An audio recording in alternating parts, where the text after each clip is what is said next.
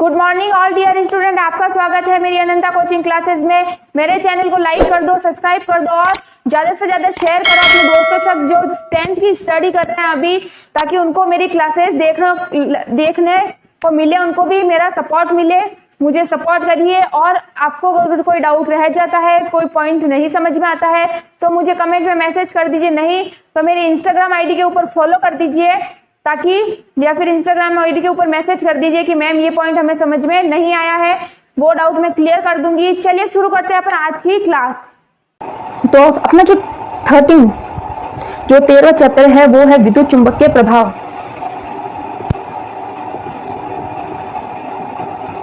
विद्युत चुंबकीय प्रभाव,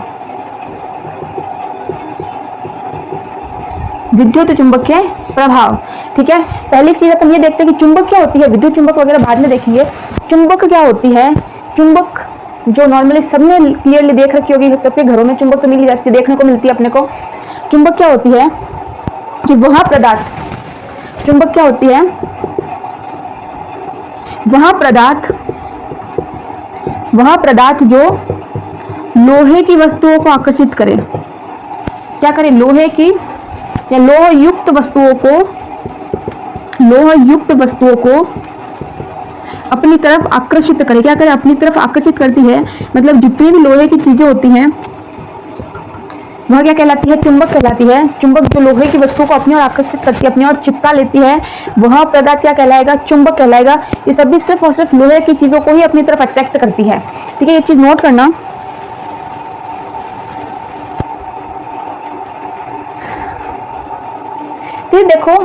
फिर देखो कि चुंबक अपन ने देख ली कि क्या होती है, जो लोहे की वस्तुओं को अपनी तरफ अट्रैक्ट करे वो चुंबक। फिर देखो कि चुंबक के प्रकार, चुंबक दो तरह की होती है। चुंबक दो प्रकार की होती है।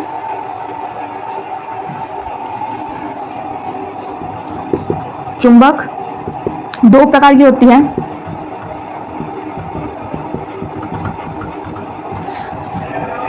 फर्स्ट हो गई प्राकृतिक, फर्स्ट हो जाएगी प्राकृतिक, सेकंड हो जाएगी कृत्रिम। सेकंड कौन सी हो जाएगी? कृत्रिम। अब देखो प्राकृतिक क्या होती है और कृत्रिम क्या होती है, दोनों अलग अलग टाइप की होती है।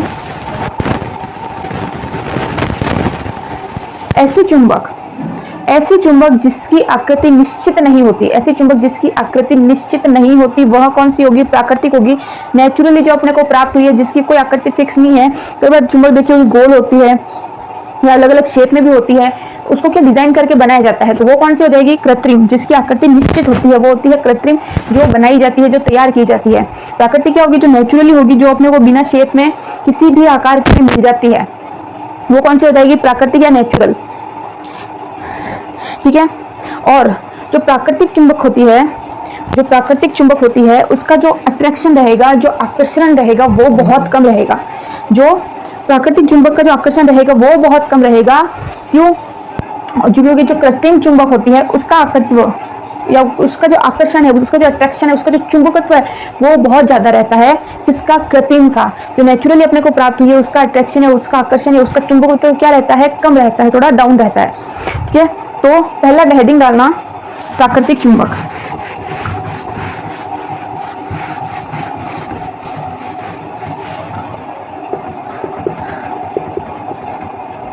प्राकृतिक व कृत्रिम,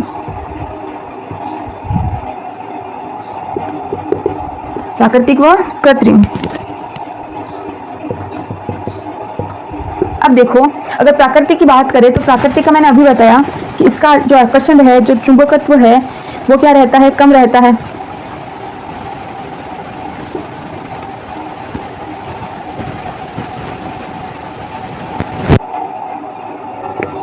कम रहता है। इसका जो चुंबकत्व रहेगा वो क्या रहेगा? ज्यादा रहेगा, ठीक है। इसका क्या रहेगा? ज्यादा रहेगा। इसका क्या रहेगा? कम रहेगा। दूसरा पॉइंट,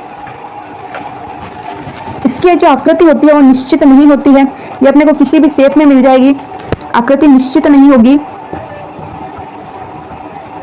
इसकी आकृति निश्चित रहती है। क्यों? ये मानव द्वारा तैयार की हुई होती है, ये अपन तैयार करते हैं, इसका पूरा शेप में तैयार करते हैं, इसलिए इसकी आकृति क्या रहती है? निश्चित रहती है। आकृति निश्चित रहती है।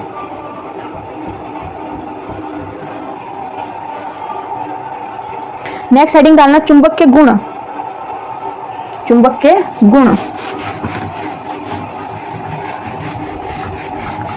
नेक्स्ट हेडिंग डालना चुंबक के गुण।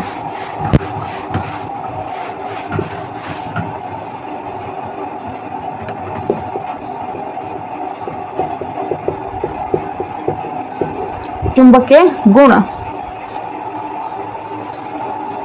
प्रत्येक चुंबक के क्या होते हैं? दो ध्रुव होते हैं, लेफ्ट और राइट। ये तो सबको पता है कि प्रत्येक चुंबक के दो ध्रुव होंगे, लेफ्ट और राइट, उत्तरी ध्रुव और दक्षिणी ध्रुव। उत्तरी ध्रुव बोल दो या दक्षिणी ध्रुव बोल दो, कोई भी। मान लो ये चुंबक है, मान लो ये चुंबक है, तो इसके कौन से हो गए? दो ध्रुव हो गए, नॉर्थ और साउथ, उत्तरी ध्रुव और दक्षिणी ध्रुव। ये उत्तरी ध्रुव हो जाएगा, ये दक्षिणी ध्रुव हो जाएगा, ये दक्षिणी ध्रुव हो जाएगा। दूसरा इसका जो गुण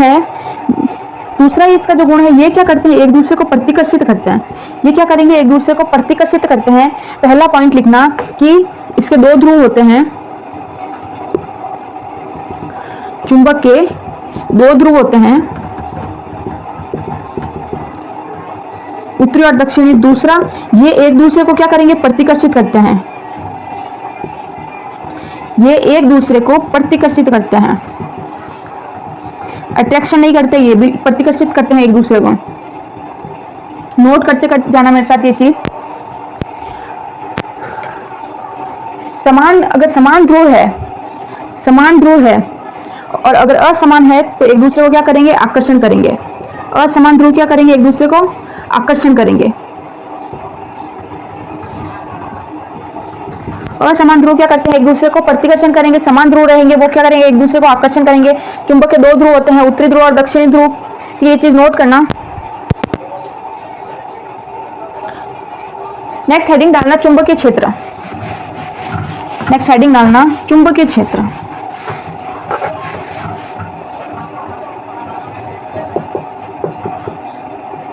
चुंबकीय क्षेत्र।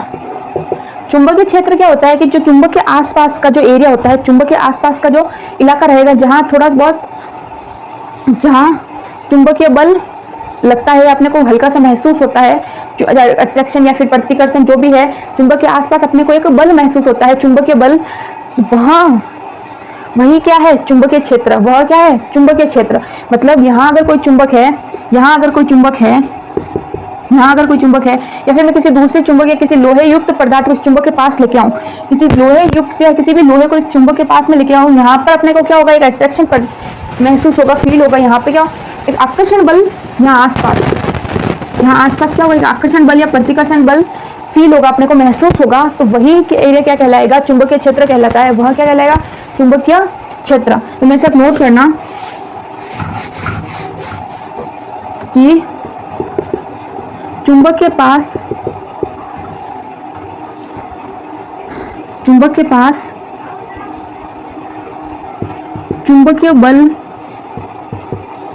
चुंबकीय बल महसूस होता है।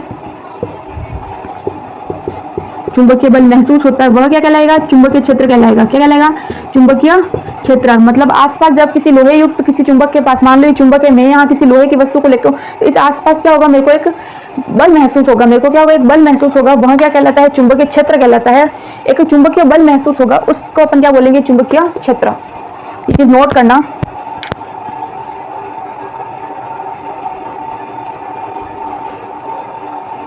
चुंबकीय क्षेत्र को अपन किसकी सहायता से समझ सकते हैं? द्विसूचक। किसकी सहायता से? द्विसूचक की सहायता से अपन समझ सकते हैं। चुंबकीय क्षेत्र को द्विसूचक की सहायता से समझा जा सकता है। नोट्स अवेलेबल हो जाएंगे, लेकिन जो समझने की चीजें हैं पहले वो समझ लेना। नोट्स के लिए मेरे को कमेंट में मैसेज कर देना, नोट्स मिल जाएंगे। नेक्स्ट हेडिंग डालना चुंबकीय क्षेत्र रेखाओं के गुणधर्म। नेक्स्ट हेडिंग डालना चुंबकीय क्षेत्र। अब जैसे ये चुंबक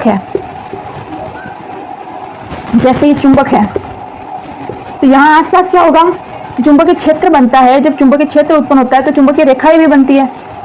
चुंबकीय रेखाएं भी यहाँ पे बनती है उन चुंबकीय रेखाओं के गुणधर्म देखते हैं अपन। तो नेक्स्ट हेडिंग डालना चुंबकीय क्षेत्र रेखाओं के गुणधर्म।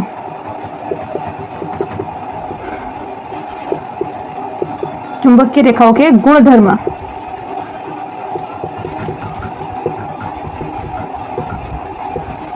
नेक्स्ट हेडिंग डाल दो चुंबकीय क्षेत्र रेखाओं के गुणधर्म।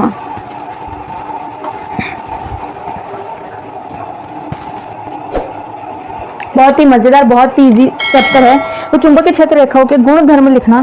पहला गुणधर्म कि ये जो चुंबकीय क्षेत्र रेखा है, मान लो ये चुंबक है, ये एक चुंबक है, तो यहाँ पे जो चुंबकीय क्षेत्र रेखाएं बन रही है, पहली चीज ये एक दूसरे को प्रतिच्छेद नहीं करती। पहला पॉइंट कि ये एक दूसरे को प्रतिच्छेद नहीं करेगी। उत्तरी ध्रुव से चुंबकीय रेखाएं शुरू कहाँ से होती है? उत्तरी ध्रुव से। खत्म कहाँ होती है? दक्षिणी ध्रुव पर। तो पहला पॉइंट लिखना, जो चुंबकीय क्षेत्र रेखाएं हैं, चुंबकीय क्षेत्र रेखाएं उत्तरी ध्रुव से शुरू होकर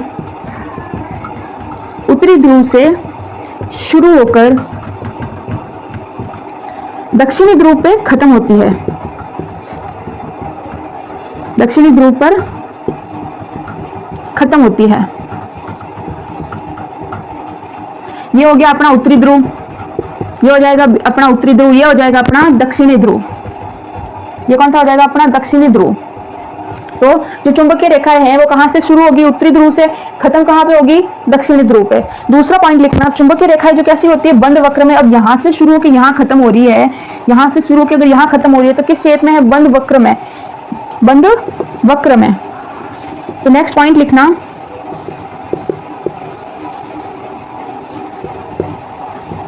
चुंबकीय रेखाएं बंद वक्र में होती है।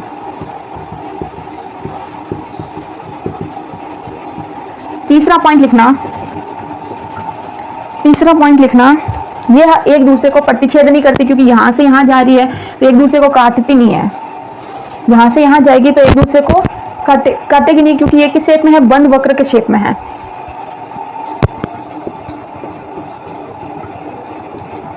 एक दूसरे को प्रतिच्छेद नहीं करती है।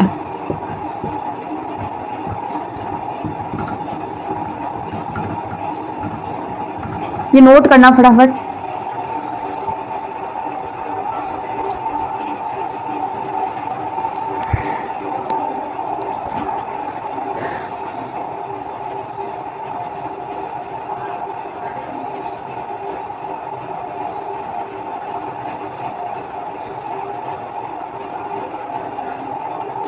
चौथा पॉइंट लिखना, जो चुंबकीय क्षेत्र की प्रबलता है, उसको चुंबकीय क्षेत्र की कोटि द्वारा प्रदर्शित किया जाता है। जो चुंबकीय क्षेत्र की प्रबलता है, ये कितनी प्रबल है, उसको किससे प्रदर्शित करते हैं? कोटि द्वारा। कि रेखाओं की प्रबलता को किसके द्वारा प्रदर्शित किया जाता है? कोटि द्वारा प्रदर्शित किया जाता है। ये चीज नोट करना। तो ये किसी चुंबक की जो रेखाएं होती है वो कुछ इस तरह से होती है। मान लो ये चुंबक है, नॉर्थ साइड साउथ साइड है, यहाँ से ये चुंबकीय रेखा निकल रही है, यहाँ पे खत्म हो रही है, मतलब उत्तरी ध्रुव से निकल रही है, दक्षिणी ध्रुव पे खत्म हो रही है। तो ये जो वक्र बनेगा वो कुछ इस तरह से बनने वाला है।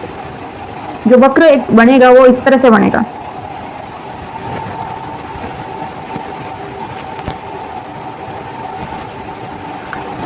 मतलब यहां से चुंबकीय क्षेत्र शुरू हो रही है और यहाँ पे खत्म हो रही है, तो ये इस तरह से एक वक्र बनाएगी चुंबकीय क्षेत्र रेखाएं। नेक्स्ट हेडिंग डालना, किसी विद्युत धारावाहिक चालक के कारण चुंबकीय क्षेत्र। किसके कारण? किसी विद्युत धारावाही चालक के कारण। नेक्स्ट हेडिंग डालना,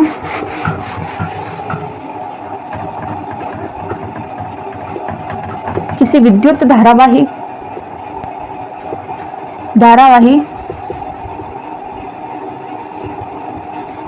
चालक के कारण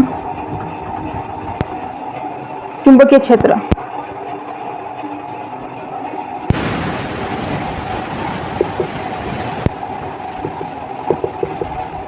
हेडिंग डालो, ये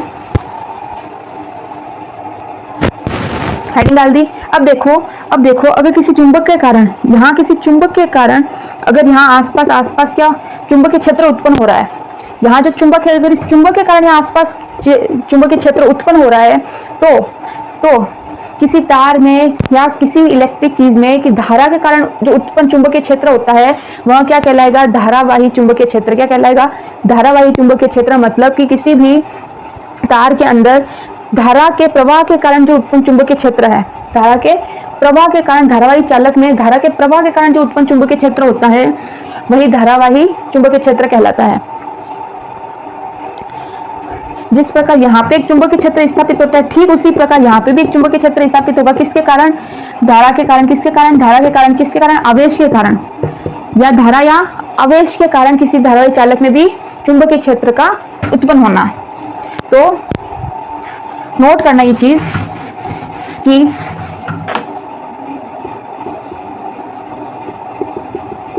धारावाही चालक में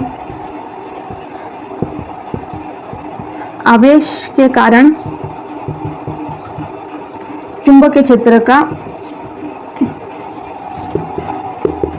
चुंबकीय क्षेत्र उत्पन्न होता है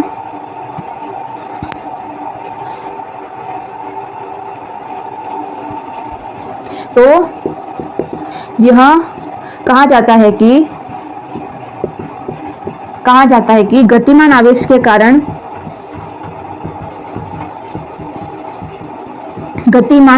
कारण चुंबकीय क्षेत्र उत्पन्न हुआ है। किसके कारण, गतिमान आवेश के कारण उत्पन्न हुआ है।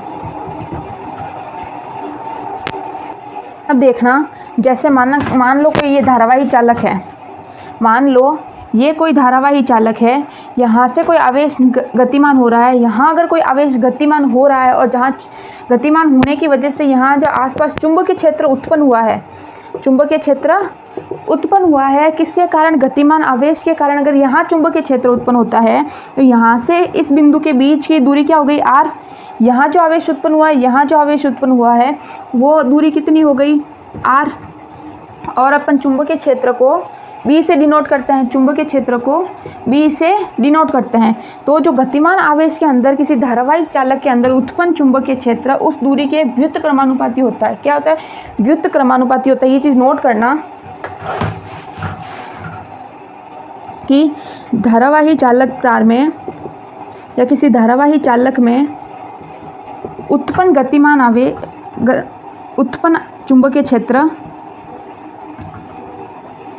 उत्पन्न चुंबकीय क्षेत्र के बीच की दूरी, उत्पन्न चुंबकीय क्षेत्र की दूरी उस चुंबकीय क्षेत्र के व्युत्त क्रमानुपाती होती है। क्या होती है, उस चुंबकीय क्षेत्र के व्युत्त क्रमानुपाती होती है। मतलब कि जो अपन चुंबकीय क्षेत्र को अपन B से डिनोट करते हैं, जो दूरी हो गई, दूरी क्या हो जाती है, r होती है। दूरी क्या हो गई, r हो जाएगी। तो व्युत्त क्रमानुपाती क्या होगा कि जो 1/b व्युत्त क्रमानुपाती r, 1/b व्युत्त क्रमानुपाती क्या हो जाएगा, r जो चुंबकीय क्षेत्र है वो दूरी के क्या है, व्युत्त क्रमानुपाती है। चुंबकीय क्षेत्र दूरी के क्या है, व्युत्त क्रमानुपाती है। तो यहाँ लिख लेना, b क्या हो जाएगा, चुंबकीय क्षेत्र, r क्या हो जाएगी, दूरी।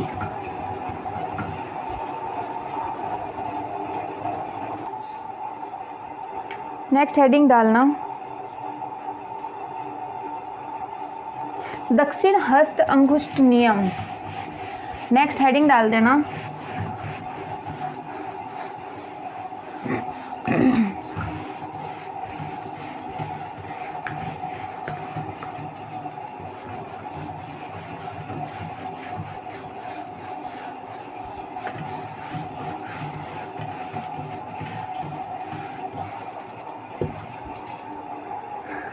दक्षिण हस्त अंगुष्ठ नियम।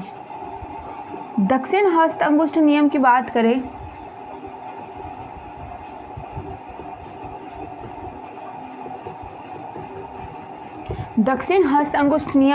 करें तो दक्षिण हस्त, पहली चीज़ कि दक्षिण मतलब दायां हाथ, अपने को दायां हाथ लेना है तो दायां हाथ अपना कौन सा हो जाएगा, दायां हाथ ये हो जाएगा। तो ये नियम क्या कह रहा है, ये रूल क्या कह रहा है कि अपने दाएं हाथ से कोई भी धारावाही चालक हो, ये कोई मान लो धारावाही चालक तार है, तो अपने दाहिने हाथ से अगर उस धारावाही चालक को पकड़ा जाए और इस प्रकार पकड़ा जाए कि जो अंगूठा है, जो अपना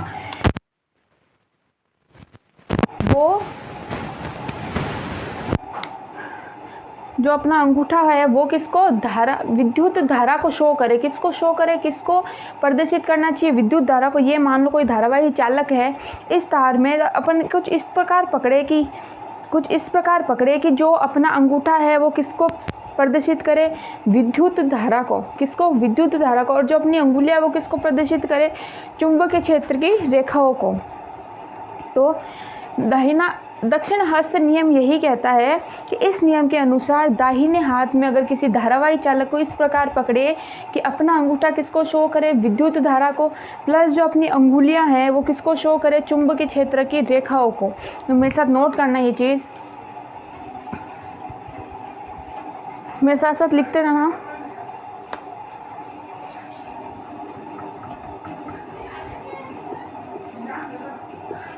यदि आप अपने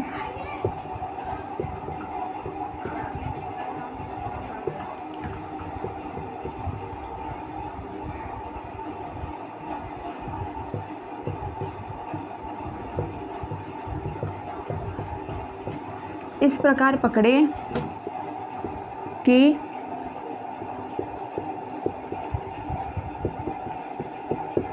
अपना अंगूठा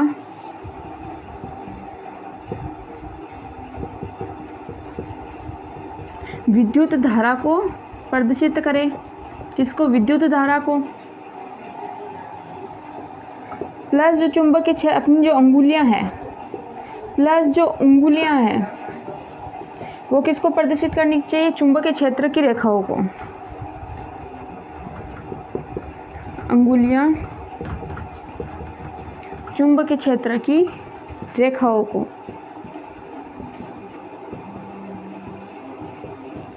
को प्रदर्शित करें।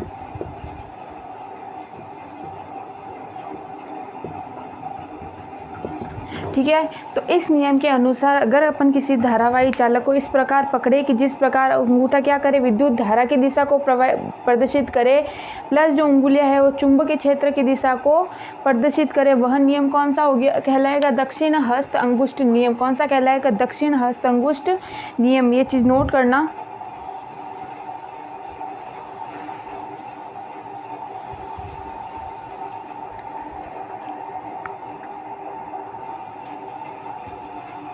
मतलब ये कोई धारावाही चालक तार है,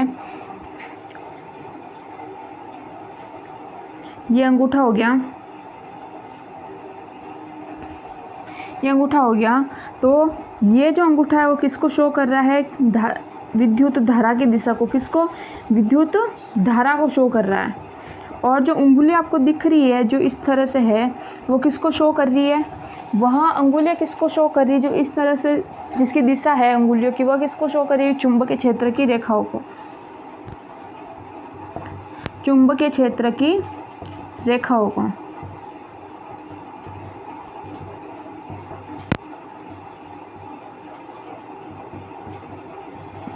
दिशा को। ठीक है, ये चीज़ नोट करना। फिर हेडिंग डाल दो, विद्युत धारावाही वर्ताकार पाश के कारण चुंबकीय क्षेत्र, चुंबकीय क्षेत्र किसके कारण, वर्ताकार पाश के कारण। ये वर्ताकार पाश हो गया, ये मान लो एक वर्ताकार पाश है, यहाँ से धारा अंदर जा रही है, यहाँ से धारा बाहर आ रही है, और क्या हो रहा है, यहाँ पे एक चुंबकीय क्षेत्र बन रहा है। जब विद्युत धारा यहाँ से एंटर हो रही है और यहाँ से बाहर निकल रही है तो इस तरफ क्या बन रहा है, एक विद्युत क्षेत्र बन रहा है, यहाँ एक विद्युत क्षेत्र बन रहा है। ठीक है, तो विद्युत क्षेत्र में यहाँ जो धारा के, यहाँ जो चुंबकीय क्षेत्र रेखाओं की दिशा होगी वो कैसी होगी, वो इस तरह से होगी।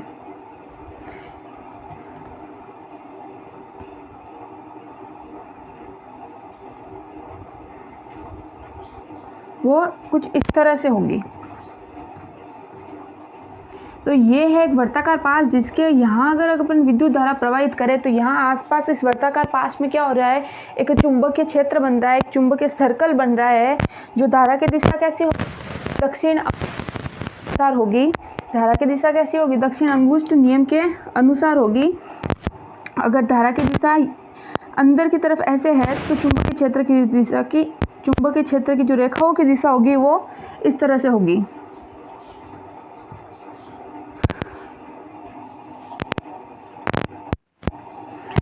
ठीक है, तो पॉइंट लिखना मेरे साथ।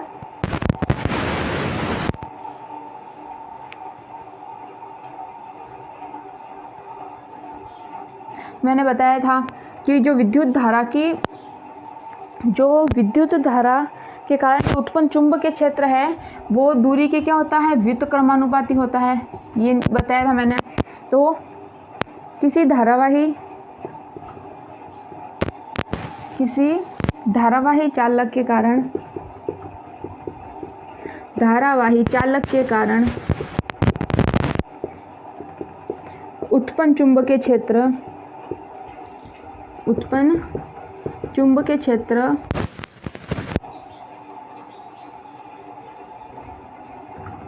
उसकी दूरी के व्युत्क्रमानुपाती होगा। कैसा होगा, व्युत्क्रमानुपाती होगा।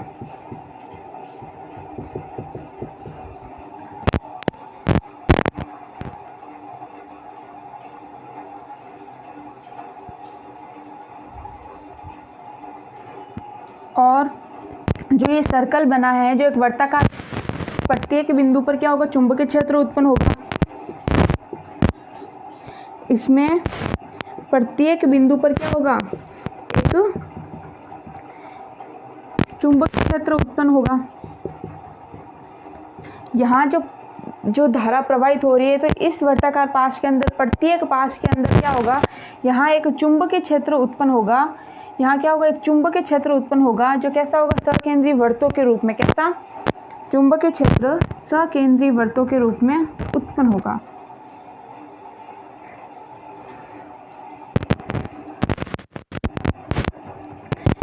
सकेंद्रीय ऐसा लगेगा जैसे बहुत सारे यहाँ क्या बने हुए हैं, वृत्त बने हुए हैं। सकेंद्रीय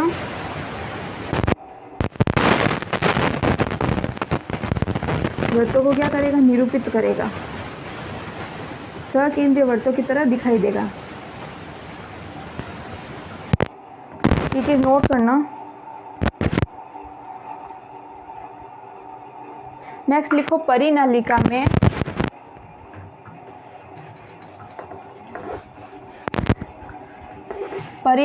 में प्रवाहित विद्युत धारा के कारण चुंबकीय क्षेत्र।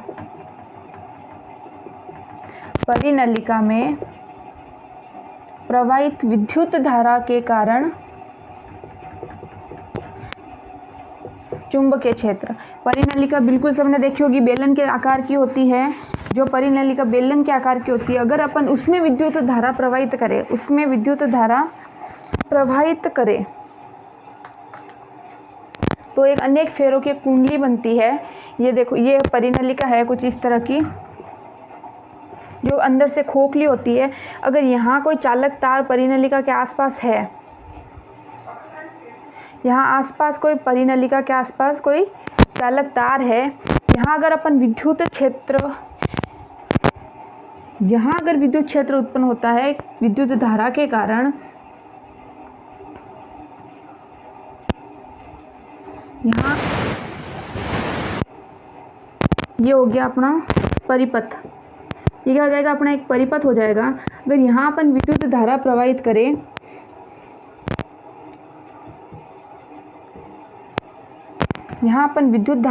करें, तो धारा की दिशा ये होगी, तो इसके अंदर जो चुंबकीय क्षेत्र उत्पन्न हो रहा है, उसकी दिशा कैसी होगी, कुछ इस तरह से होगी।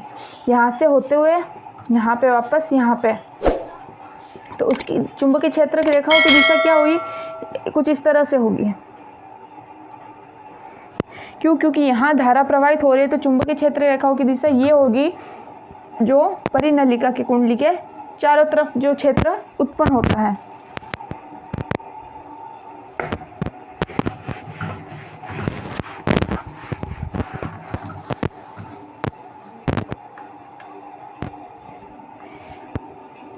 आसपास लिपटे हुए तांबे के तार जो एक बेलन के ऊपर लिपटे रहते हैं, जो बेलन के ऊपर एक कुंडली नुमा संरचना में लिपटे रहते हैं। क्या रहेंगे? कुंडली नुमा संरचना में लिपटे रहते हैं। वह क्या कहलाएगी? परिनलिका। वह क्या कहलाएगी? परिनलिका कहलाती है। यह परिनलिका क्या होती है? अंदर से खोखली होती है। यह मान लो कोई परिनलिका है जो अंदर से कैसी रहेगी? खोखली रहेगी। इसके ऊपर तांबे के तार कुंडली नुमा संरचना में लिपटे रहेंगे। वह क्या होगी? परिनलिका कहलाती है। परिनलिका में अगर विद्युत धारा प्रवाहित करे, एक सिरा कौन सा हो जाएगा? उत्तर सिरा हो जाएगा। दूसरा सिरा कौन सा हो जाएगा? दक्षिण सिरा हो जाएगा। अगर इसमें अपन विद्युत धारा प्रवाहित करें, इसमें विद्युत धारा प्रवाहित करने पर जो चुंबकीय रेखाएं बनती हैं, जो चुंबकीय क्षेत्र उत्पन्न होता है, जिसकी वजह से जो चुंबकीय रेखाएं बनेगी वो कैसे बनेगी? समांतर बनेगी। कैसी बनने वाली है? समांतर बनने वाली है। तो ये चीज़ नोट करना कि अगर अपन परिनलिका में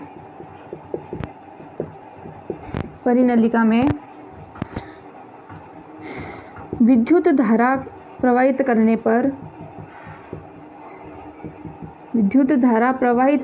पर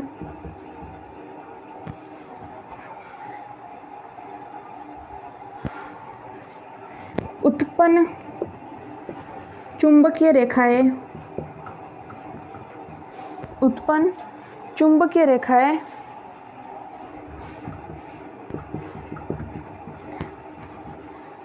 सरल व समांतर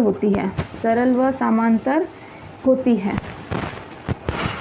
इसका एक सिरा क्या हो जाएगा? उत्तरी ध्रुव हो जाएगा। एक सिरा कौन सा हो जाएगा? उत्तरी ध्रुव। दूसरा सिरा कौन सा हो जाएगा? दक्षिणी ध्रुव।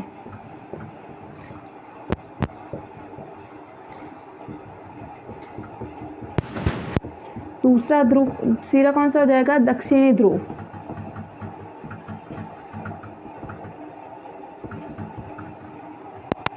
ठीक है।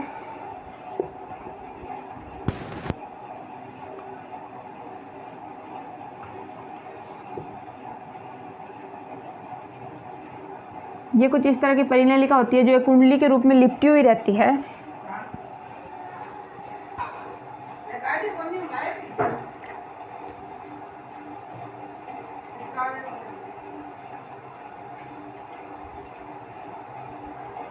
परिनलिका के अंदर अगर नरम लोहे को रख दिया जाए, परिनलिका में नरम लोहे को रखकर उसमें क्या बनाई जाती है? चुंबक बनाई जाती है। उसको क्या बोलते हैं? विद्युत चुंबक। उसको क्या बोला जाता है? विद्युत चुंबक। इसके अंदर क्या रखा जाता है? नरम लोहा। नरम लोहे को इसके अंदर रख के अपन चुंबक बना सकते हैं, जिसको विद्युत चुंबक कहा जाता है।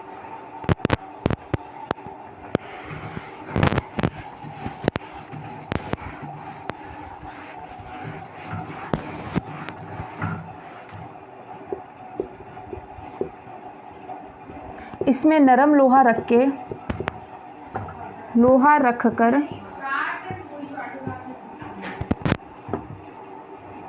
चुंबक बनाई जाती है,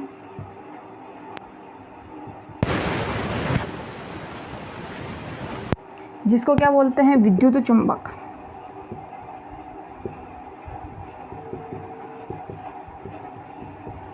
विद्युत चुंबक कहा जाता है।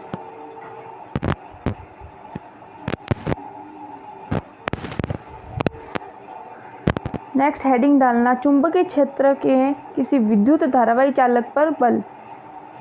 चुंबकीय क्षेत्र में एक फ्रांसीसी वैज्ञानिक है आंद्रे, जिसने यह बताया था। हेडिंग डालना, चुंबकीय क्षेत्र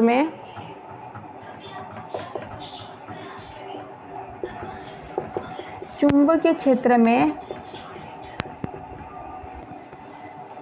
किसी विद्युत धारावाही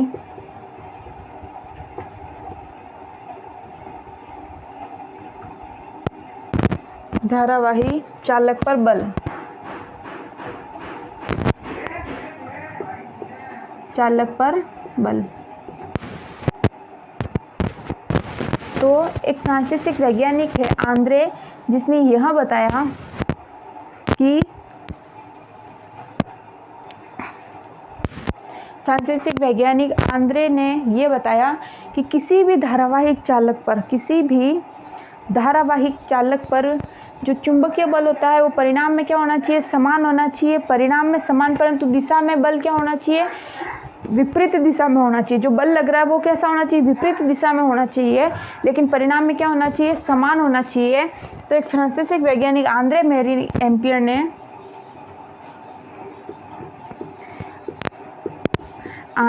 एम्पियर ने यह बताया कि जो अपन धारावाही चालक पे जो बल लगा रहे हैं, चालक पर लगाया गया बल परिणाम में कैसा होना चाहिए, समान होना चाहिए। परिणाम में समान होना चाहिए, लेकिन जो दिशा में कैसा होना चाहिए, विपरीत दिशा में विपरीत होना चाहिए।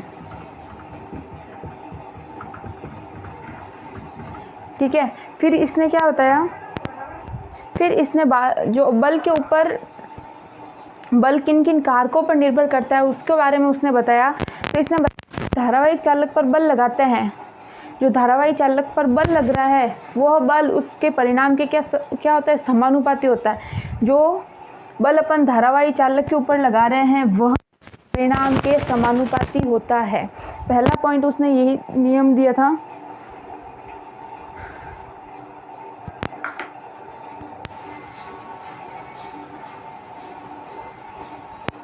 कि यह जो बल लग रहा है वह किन किन कारकों पर निर्भर करता है। तो पहला पॉइंट लिखना कि लगने वाला बल, धारावाहिक चालकों पर लगने वाला जो बल होता है वह उसके परिणाम के समानुपाती होता है, उसके परिणाम के समानुपाती होता है।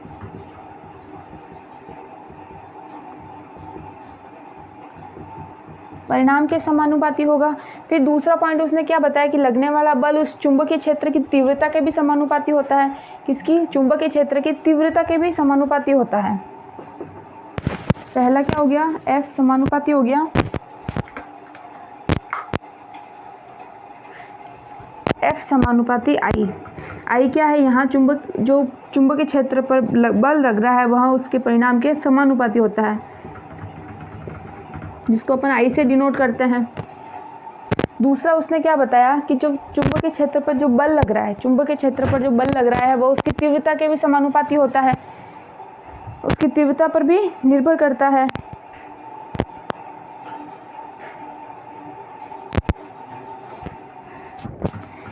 जो बल लग रहा है वह उसकी तीव्रता पर भी निर्भर करता है, तीव्रता के समानुपाती होता है।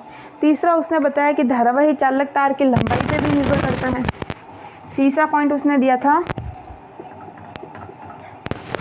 इस लंबाई पर भी निर्भर करता है, लंबाई के भी समानुपाती होता है।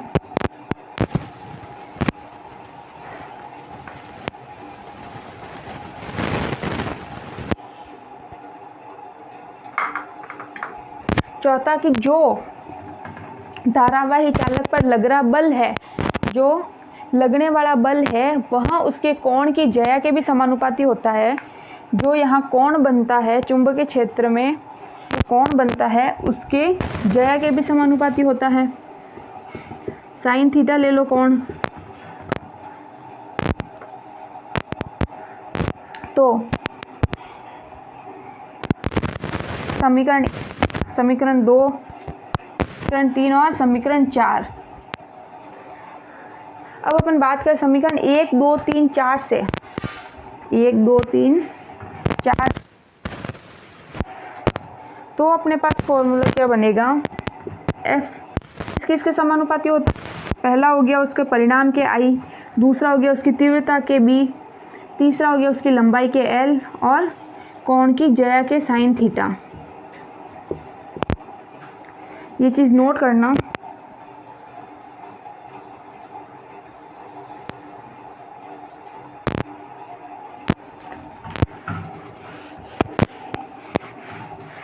अब देखो जो चुंबकीय क्षेत्र है, जो चुंबकीय क्षेत्र का मात्रक क्या होता है? चुंबक होता है टेस्ला।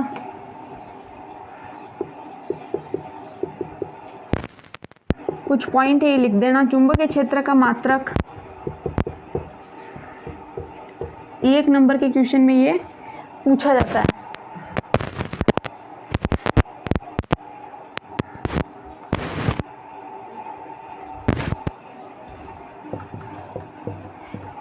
टेस्ला ये किसमें हो गया? एम के स्पत्ति में मात्रक हो गया। किसमें हो गया? एम के स्पत्ति में चुंबकीय क्षेत्र का मात्रक क्या होगा? टेस्ला होगा। सी जी स्पत्ति में क्या होगा?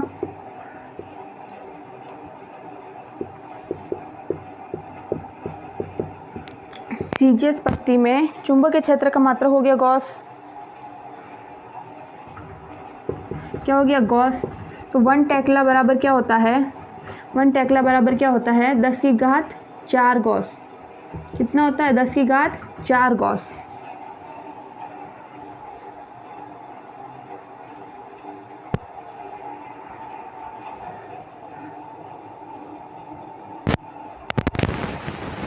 अब देखो फ्लेमिंग के बाएं हाथ का नियम। फ्लेमिंग के बाएं हाथ का नियम।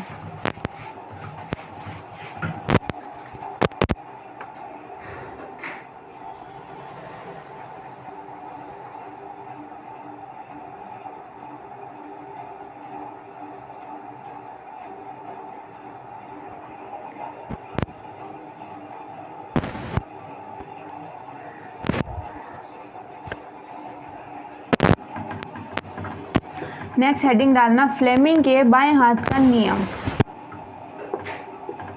फ्लेमिंग के बाएं हाथ का नियम।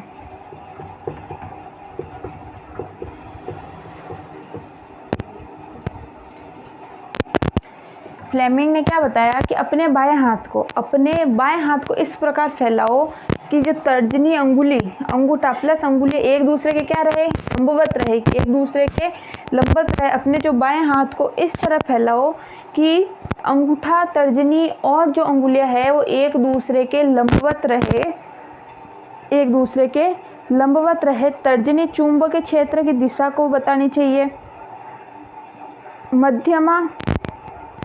मध्यमा चालक तार में प्रवाहित धारा की दिशा को, और जो अंगूठा है वह गति की दिशा को।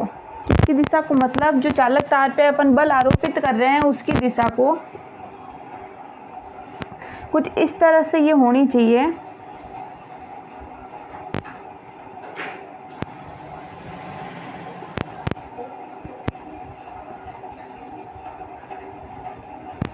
इस तरह से लंबवत। जो अंगूठा है वह किसको बताए? जो अंगूठा है वह किसको बताना चाहिए? चालक की गति की दिशा। किसको? ये चालक की गति की दिशा। प्लस जो तर्जनी है वो विद्युत धारा की दिशा। तर्जनी किसको शो करनी चाहिए? विद्युत धारा की दिशा को शो करनी चाहिए। और जो अंगुलियां हैं, जो अपनी अंगुलियां हैं, मध्यमा है, तर्जनी क्या होगी? क्षेत्र की दिशा को। तर्जनी किसको शो करनी चाहिए? चुंबकीय क्षेत्र की दिशा को शो करनी चाहिए। और जो मध्यमा होगी वो किसको शो करनी चाहिए? विद्युत धारा की दिशा को। विद्युत धारा की दिशा को। ये तीनों इस प्रकार ये एक दूसरे के लंबवत की जो अंगूठा है वो चालक की गति की दिशा को शो करे, प्लस जो मध्यम जो विद्युत धारा की दिशा को शो करे, जो मध्यमा है वो चुंबकीय क्षेत्र की गति की दिशा को शो करे। यही नियम क्या कहलाता है? फ्लेमिंग का नियम कहलाता है। नोट करना ये चीज।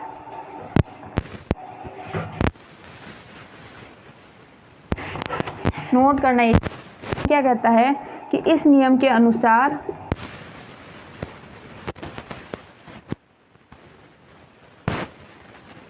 बाएं हाथ को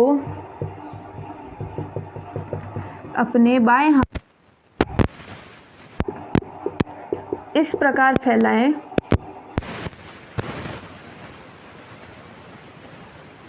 की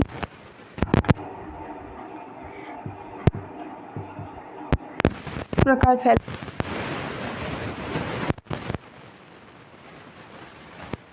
करनी चाहिए चुंबकीय क्षेत्र की दिशा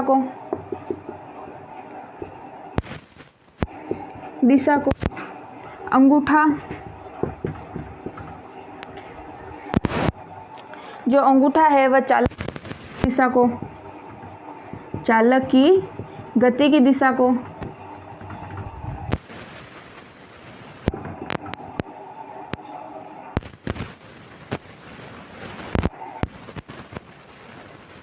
किसको शो करनी चाहिए, वह विद्युत धारा की मध्यमा विद्युत धारा की दिशा को प्रदर्शित करनी चाहिए, दिशा को प्रदर्शित करती है।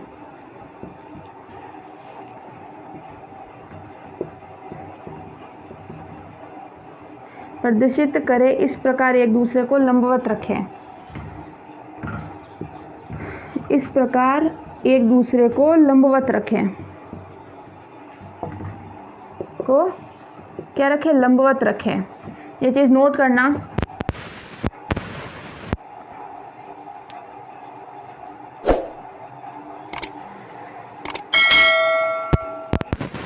यहाँ अपनी क्लास खत्म होती है।